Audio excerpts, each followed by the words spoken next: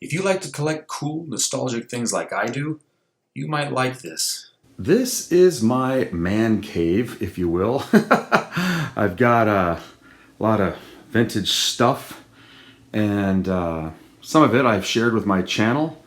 Other stuff I haven't. That's an old Star Wars album, believe it or not. Actually, it's a new album, but it's the original score. And here's just a nice little shelf with a bunch of vintage stuff that you may or may not have seen. But this is what I wanted to show you today. This beautiful Soundesign stereo. I have featured another Soundesign on my channel, but it was one I found at a flea market, I believe, for like 10 bucks. And it had a black cover on it, but this one has a silver one. It's just a beautiful stereo that I have plugged into this early 90s Iowa stereo that I featured on my channel as well. Take advantage of those beautiful speakers. But this Soundesign, which is obviously right next to this beautiful lava lamp, and these old vintage decorative resin grapes. There's a little old radio back there. But I always felt that, some of the classic stereos from the 70s and 80s got a bad rap because a lot of collectors and people out there think that, if it's not a Pioneer or Kenwood, it's just a toy. But that's not true. I disagree. And from collecting a lot of vintage stereos, I can tell you that the Soundesign for sure has stood the test of time. Not only has this one, the knob, just look at the cosmetic condition of the stereo. It's in excellent shape.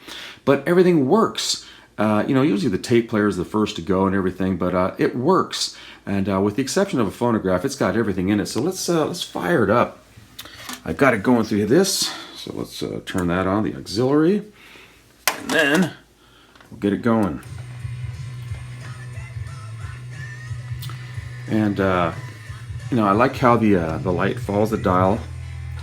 Got all the volume and treble and bass, other knobs for sound control. But it's just it's just a really, really cool stereo.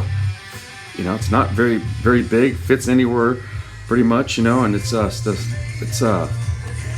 a really nice stereo. It's nice to look at. It even comes with a nice digital display right there, a clock. It's really cool. So let's do the cassette. And cassette works just fine.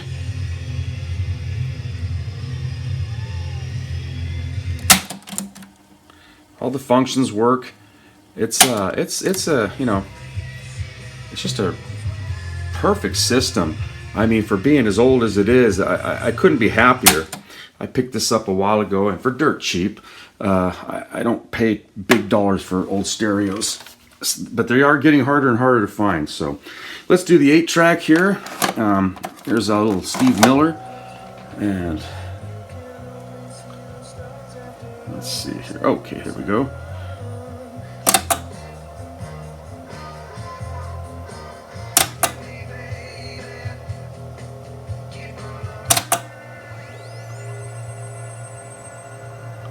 Do you remember this? How cool is this? This is a super awesome stereo with some awesome tunes in it. Let's go back to the radio here.